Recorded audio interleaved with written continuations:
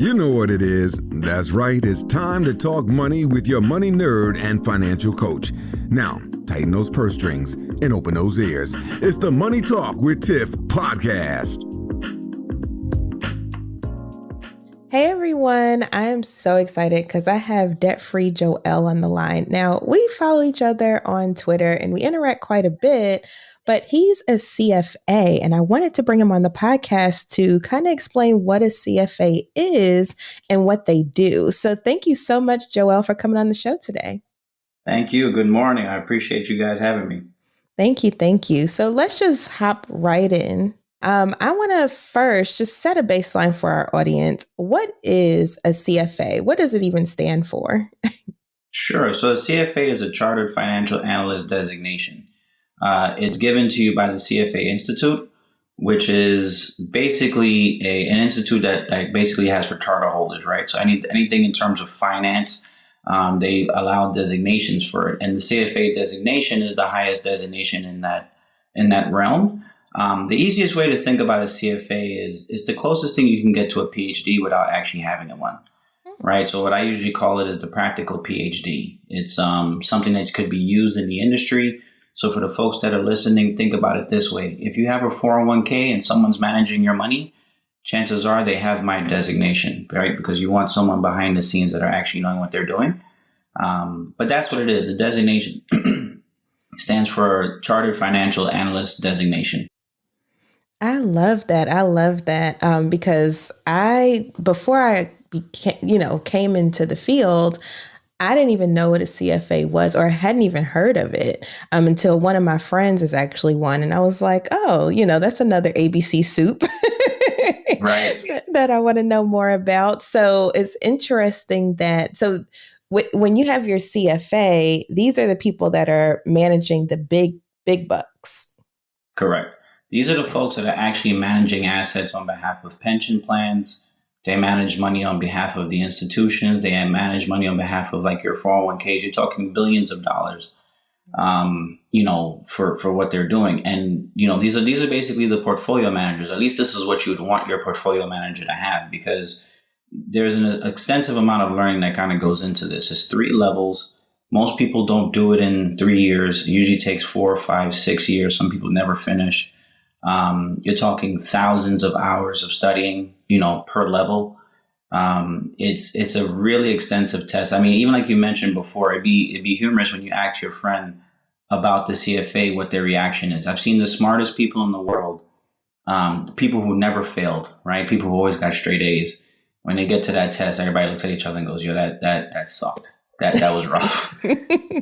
So it's a rough exam, but it's definitely worth it if folks are interested. Gotcha. So what type of information, or actually let's start here. If someone's like, CFA sounds interesting, what type of skills or what type of things do you all look at or go over in your day-to-day work? Sure. So your CFA designation basically allows you to do anything in finance.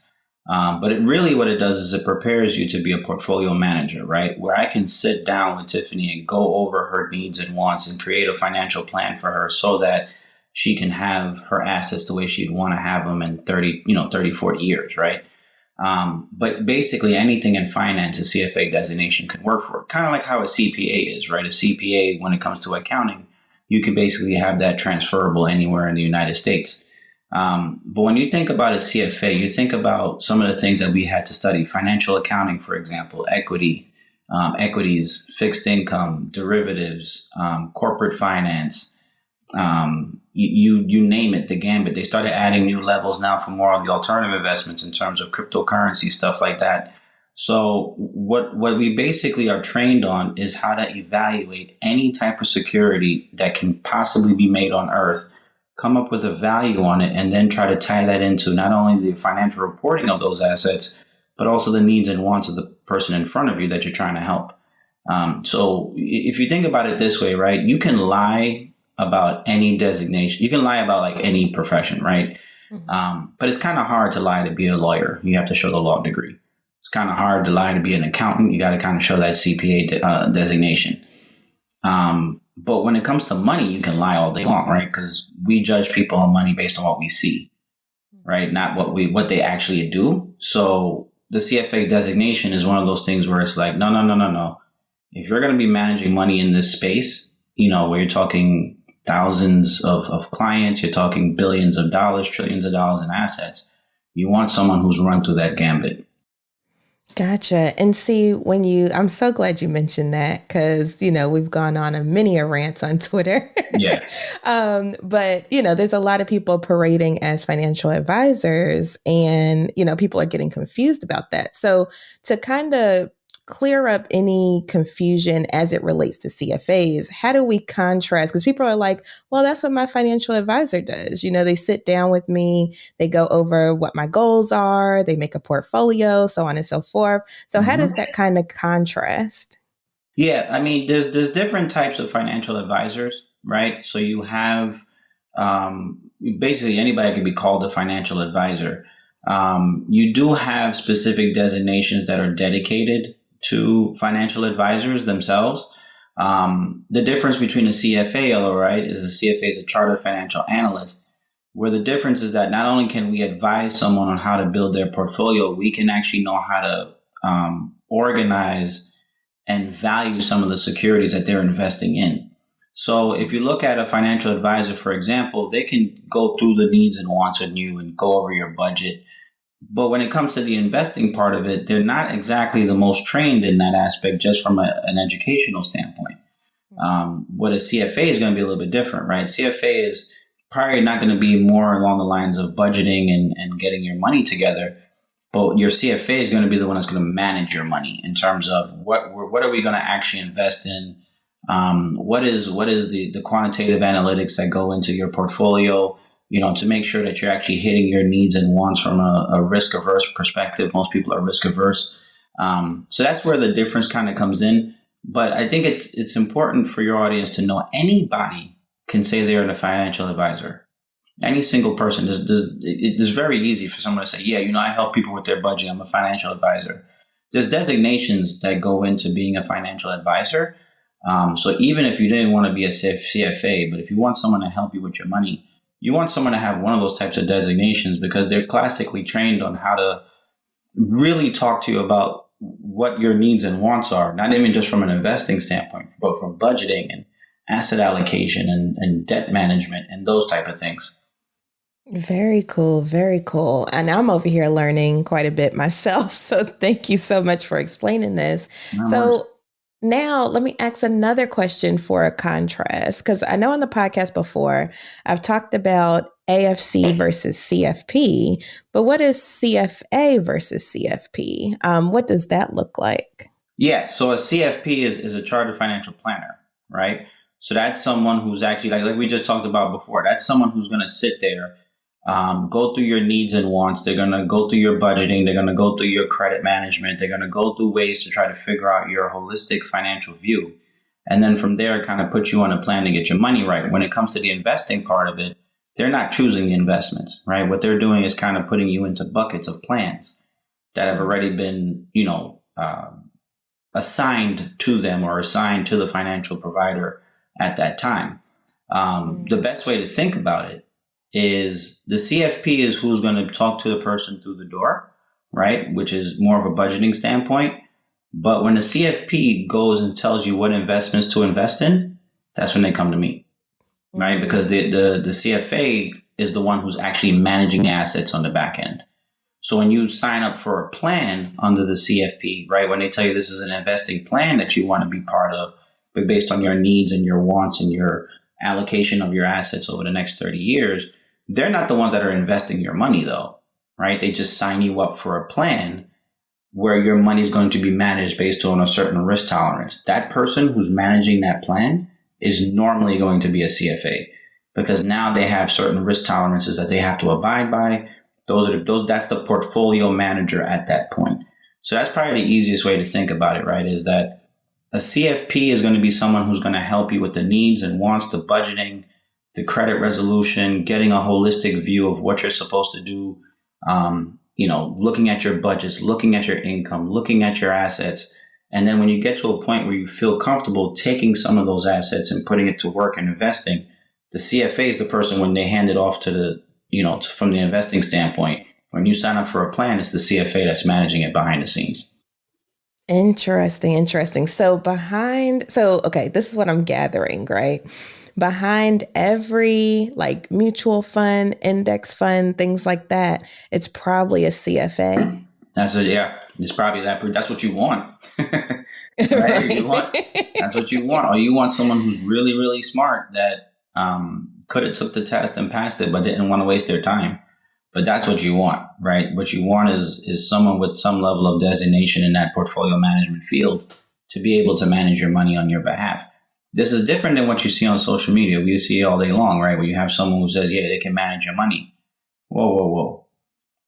It's not that simple. I'll give your audience a little treat. When it comes to investing, right, one of the things that they tell you go through all this hell with the CFA. It took me 5 years to get it. I failed level 2 twice. You get to the end. You know what they tell you at the end? Everything you just learned is likely still not going to beat the overall market on a long-term basis. That's what they tell you at the end. So they train you, right, to be a portfolio manager so that you can beat the market. And then at the end, they tell you everything you just learned, you still have a very good chance that statistically you won't beat the market. No investor who's on social media will tell you that because they don't have that classical training. They don't have the statistics in front of them to show them that, right? So when people are saying, yeah, you should buy this, buy that. No, it's not that easy. Like there's a lot of things that go into this. Like it's not just buy one stock and you're rich. Like it normally doesn't happen that way. There's a holistic aspect of it. So what I do is not only the CFA aspect, but I also use, I don't have a CFP, but I'm classically trained on how to help people with their budgeting. So I have the way of teaching people about how to invest, but I spend the majority of my time trying to help people get out of budgeting, because what you realize is if you're not going to beat the market, then you can always invest your 401k. You can always, buy an ETF that just tracks the market. That's probably the least of your problems. The bigger problem is your money's messed up, right? So let's get those numbers situated. You just said a word and that can go into a whole... Yeah, you can ramble all day about that. That's what I'm saying. Like, Because at the end of the day, and it's very unfortunate, but our people get really sucked into like the get rich quick, what's the trending stock or whatever it is, the next new thing. And, I tell people all the time, like, be careful, because really, if it's trending, it's probably too late. Yes. It's probably too late to get in. And so, Warren Buffett, he has a lot of isms that I kind of follow, but one of them is, if everybody's going towards it, you need to go the other way. Yeah. If nobody is on it, then it might be a good place to be. So, another way to think about it too, if it hits the front page of the New York Times, if it's on the front page of CNBC, if it's on the front page of Wall Street Journal, stuff like that, you're too late. It's going to crash, right? If you look at when Bitcoin was at 60,000 or something like that, everybody in their mud, you couldn't walk down the street without somebody talking about cryptocurrency, right? And then what happened? It just crashed, right? Everybody thought it was going to go to 100,000 and went down to 15. So those are the things, unfortunately. I have a certain level of empathy with it. The only reason is because if I'm in pain, I don't want you to tell me, yo, listen, man, take this one Tylenol once every day for the next 30 years and you'll eventually be okay. No, I'm in pain now, right? So I want the money now. I want the pain relief now. The problem is that that's not how money works, right? That's not how true investing works. So it takes time. And unfortunately, our community, that's what we do. We kind of just run to things. So like you have voices like me, voices like you who are in the background, like, look, man, we've been doing this for a while. You need to relax. You need to take care of, you want to get to the investing. How about you look at your income? How about you look at your assets? How about you look at your debt first? For some reason, people don't realize it's a two-part equation, right? It's not just income. Like, when everybody wants to get rich, it's like, I just need to make more money. No, you may need to just spend less. Yeah. And not only that, a lot of the stuff is, experiences, trauma, things that they've been through. So if you don't, at least acknowledge that and realize that that's what's driving your actions today, then it doesn't matter how much money you make. You're still going to do the same thing over and over and over. I have worked with people that were millionaires and spent a lot of money. Well, if they keep spending a lot of money, guess what? They're not going to have it anymore. And then I've also, on the flip side of that, worked with people that, in the grand scheme of things, outsiders looking in didn't have much, but they had way more than the people that had a lot of money. So, you have to, like you said, look at the holistic view of your money situation and tap into why you're even acting the way you are. Because I feel like that's, for me, and I'm very woo-woo, but I feel like that's the biggest thing that people can work on to make changes. Yeah, what I tell people a lot is that money's more about emotion than it is about mathematics, right? With the CFA, here's the ironic thing. The CFA doesn't teach you how to manage your money. It teaches you how to invest your money. But there's no program that actually tells you how to manage your money. This is why across the country, you're starting to see more jurisdictions start to say, we're going to teach personal finance courses, which I find humorous because we all have our different interpretations of finance, right? Someone looks at me and says, well, what do you mean being debt free? You can use good debt, right? Well, that's your interpretation, right? So what does that mean? But if you think about it, the CFA designation by itself does not teach you about personal finance. You had to learn that on your personal time. Right. So when you talk with people about money, it's they look at it and go, well, you got a CFA. You can teach me how to get to that money. No. I can teach you how to get to the money after you learn what the money means to you from a behavioral standpoint. I argue with people's behavior more than I argue with math. The math is what? Third grade? It's third grade math. Adding, subtracting, division, and multiplication. That's it. If you think about it, I mean, you probably have it. Like I said, we can go on a rant, but like, you experience this on a day-to-day basis. The math isn't hard, but what's the most hated subject on planet Earth? Finance. It's math. Well, yeah, to take it one granular, like a little bit lower. Math. Most people hate math, right? If you think about when we was in school, a lot of people hated math. So then you take money, which is emotional, and you combine them. You combine an emotional subject with a topic that they hate doing. Like, what? And it's crazy you say that because when people see what I do, they're like, oh, you must love math or you must be really good at math. I'm like, not really. But I just know, like, I'm just very good with money. But that's because money is a totally different thing. It's not really just the math. It's more than that. So I definitely resonate with what you just said. And I never thought about it like that. Money is emotional and math is math. Yeah, everybody hated math and everybody like when you're on social media, when you're on Instagram, when you're on Twitter, you can learn a lot more about someone's sex life than you can about their income and their net worth, right? Imagine if we all started telling each other our net worth. That's vulnerable. It's not your favorite sex position. I'll tell you that. Let someone know how much your net worth is. And then you start seeing a lot of people walking around faking the funk because you can fake money, right? You just got to swipe a credit card for that.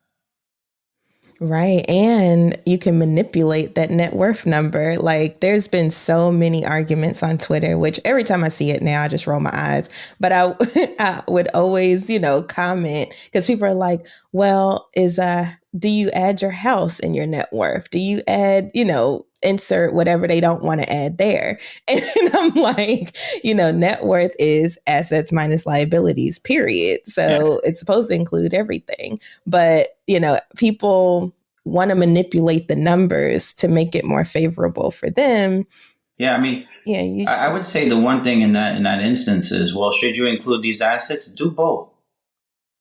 Right? That's how you shut the argument down. Do both. Because what you can do is say, all right, well, if I don't include my house, my net worth is negative. If I do include my house, my net worth is positive. What does that tell you? That means that you're house rich and cash poor. Switch it up. Right? Well, I can pull equity out the house. Well, when you pull equity out the house, that means you go into debt. The equation does not change. Exactly. The math doesn't change, dog. So it's like, when you have those conversations with people, it's more emotional because nobody wants to be bad with money. When I talk about my CFA designation with people, what I realize is there was a partner at my job once that told me straight to my face. He said, "Joel, you're not getting the degree because it's going to help you in your day-to-day operations." To be honest with you, it's probably not. You're getting it so when you sit across from a client that has $60 billion in assets, they learn to respect you before you start speaking. Right? Because you've been through the gambit. There's like, it's like a fraternity. Like you've been through hell and back, and like now you're doing it as a person of color. Yeah. It's a little bit different, but yeah, you're arguing with money about emotion more than anything, because everybody wants to be right. Nobody wants to be the broke friend. Mind you, we're all the broke friends. You know what I mean? Like, if we're honest, if we're all really honest, the majority of people are broke. But not broke in a negative aspect. It's just that you don't have enough to do what you want. So to me, that's broke. So until you're able to do exactly what you want with your money, you're always going to be behind the eight ball. So you need to figure out a way around it. But yeah, I agree. When you see those arguments on Twitter, just shut them down. I'm like, all right, just do both. I'm gonna start using that response. Yeah, just do both, and then you hit them over the forehead, and then you just hit them over the forehead. Like, if you realize that you have a really good net worth when you include your house, but when you don't include your house, your net worth is like close to zero or negative, just means your house rich and cash poor. Which means that if you had an emergency, you'd have to go into borrowing money to handle your business. That's not what you want. Exactly. So, we talked about a lot, and we're about to go on a whole nother tangent. Sorry. But I want to leave some for the people. So Joel, where can people find you? We already know that we can find you on Twitter. I'll make sure I have that link. I highly recommend following him on Twitter because he posts some really good stuff, and we have some really good conversations. But where else can people find you if they wanted to get in contact with you? Sure. So the main page for me is actually on Instagram. Same name, @DebtFreeJoel. I actually started doing Twitter, I don't know, about 2 months ago, something like that.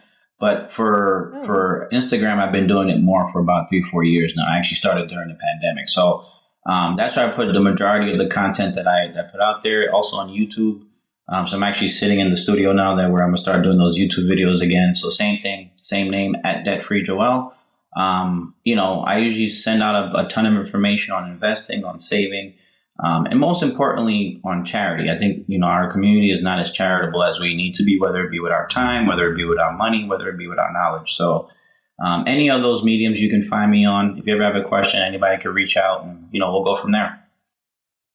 Awesome. And if you all didn't catch all of that, I will be sure to have it in the show notes. So make sure you check those out. Thank you so much, Joel, for joining me on the podcast today and just educating the people on CFAs. Maybe somebody out there is like, oh, this is something I want to do. And now we've opened that door. So I appreciate you. No worries. Anytime. All right. Have a good one. Bye. Thank you for listening, joining, and being a part of the Money Talk with Tiff podcast this week. You can check Tiff out every Thursday for a new Money Talk podcast. But if you just can't wait until next week, you can listen to previous podcast episodes at moneytalkwitht.com or follow Tiff on all social media platforms at Money Talk with T. Until next time, spend wise by spending less than you make. A word to the money wise is always sufficient.